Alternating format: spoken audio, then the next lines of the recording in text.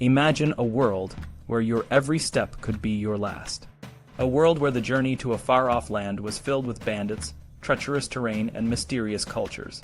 This was the reality for those who dared to venture eastward during the Middle Ages. The tales of these brave souls are not just stories of adventure. They are a glimpse into a time when the world was vast and unknown, and every journey was a gamble with life itself. The arrival of Peter's horde at Constantinople brought new troubles. They joined forces with Walter the Penniless and moved on toward the Holy City, plundering as they went. One group, led by the Italian nobleman Reynold, sacked Christian villages, tortured their inhabitants, and even roasted Christian babies on spits over open fires. The Byzantine Emperor Alexius I tried to bring these unruly knights under his control, but many of them were more interested in conquest and pillage. They established their own kingdoms, often through brutal means. Despite the violence, these Christian forces managed to defeat the Turks in several battles and entered Jerusalem in triumph in July 1099, marking the end of what came to be known as the First Crusade. The victory at Jerusalem was a significant moment, but it was also the beginning of a 2-century struggle to secure the way for Christian pilgrims. The Latin Kingdom of Jerusalem was established, but it was far from stable. The Crusades were not just about capturing holy sites. They were about creating a new Christian presence in the East. However, the fall of Jerusalem to the Turkish Saladin in 1187 marked a turning point. After this, the focus of Christian pilgrimage shifted to more accessible destinations in the West, such as Canterbury in England. Canterbury became a sacred place for the faithful in Britain, especially after the martyrdom of Thomas à Becket in 1170. Becket had championed the church against King Henry II and was killed in Canterbury Cathedral. King Henry II himself made a pilgrimage to Canterbury to do public penance, walking barefoot for miles to show his remorse.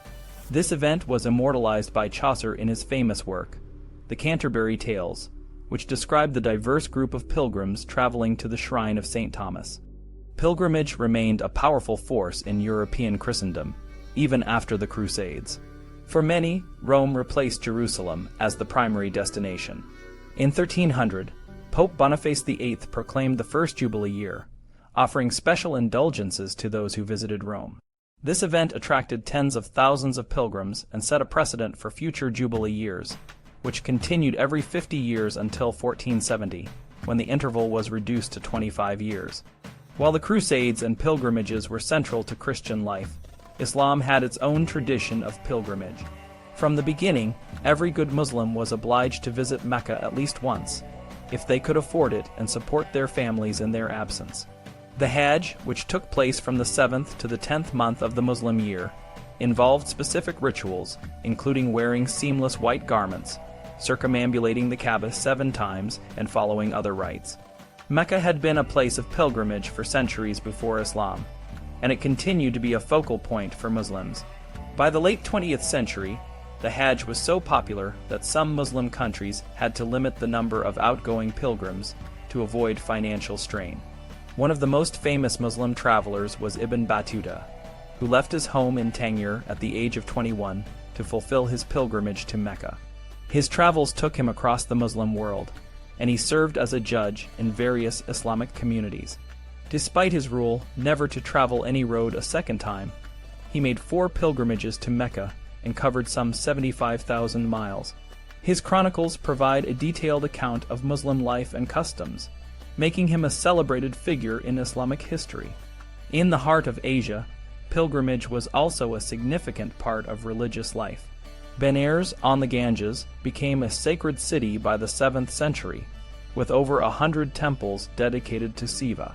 Hindus believed that visiting Benares could absolve them of their sins, even if they were murderers. The Deer Park at Sarnath, where the Buddha preached his first sermon, was another important pilgrimage site. The Buddhist Emperor Asoka led pilgrimages to sacred places and built new shrines and stupas.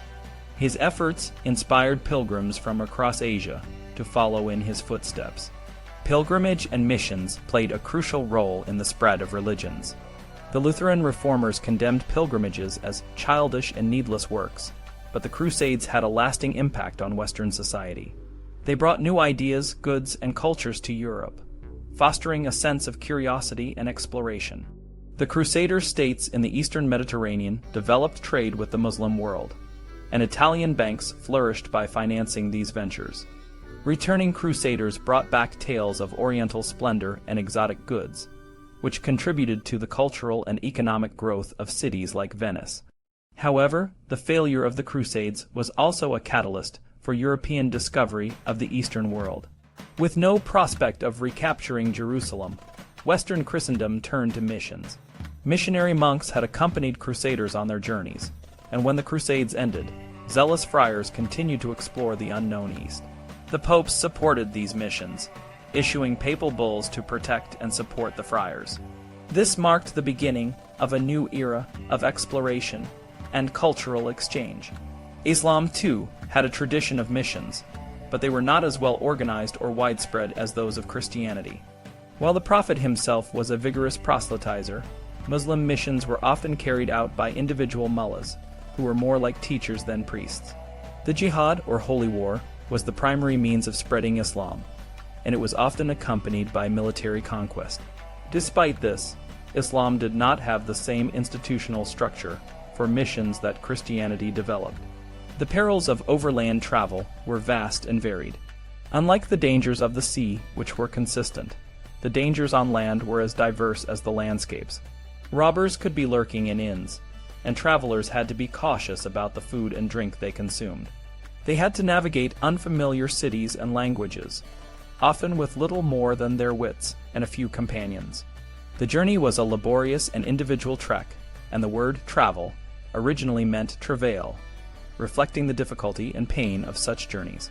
Despite these challenges, a few brave souls took up the task of opening the way from Europe to Cathay. One of the most significant factors that facilitated this was the rise of the Mongol Empire. The Mongols, under leaders like Genghis Khan and his successors, created a vast empire that stretched from Eastern Europe to the Pacific. This empire, while often associated with violence and conquest, also brought a degree of stability and security to the Silk Road and other trade routes. The Mongol Empire allowed for the safe passage of merchants and missionaries, who could travel with relative ease across the vast distances. This period saw the emergence of famous travelers like Marco Polo, who journeyed to the court of Kublai Khan in China. His accounts of the East captivated the European imagination and inspired further exploration. The Mongol Empire also facilitated the exchange of ideas, goods, and cultures. European merchants could now access the luxurious goods of the East, such as silk, spices, and precious stones. Missionaries could spread their message to new lands, and scholars could exchange knowledge and technologies. This period of exchange and exploration laid the groundwork for the later age of discovery, when European explorers set out to sea in search of new lands and wealth. In conclusion, the Crusades and pilgrimages of the Middle Ages were not just religious undertakings. They were also catalysts for exploration and discovery. The journeys of brave travelers and missionaries opened the way for cultural and economic exchange, and the rise of the Mongol Empire provided the stability needed for these exchanges to flourish. While the perils of travel were many, the rewards were great, and the legacy of these early explorers continues to shape our understanding of the world today.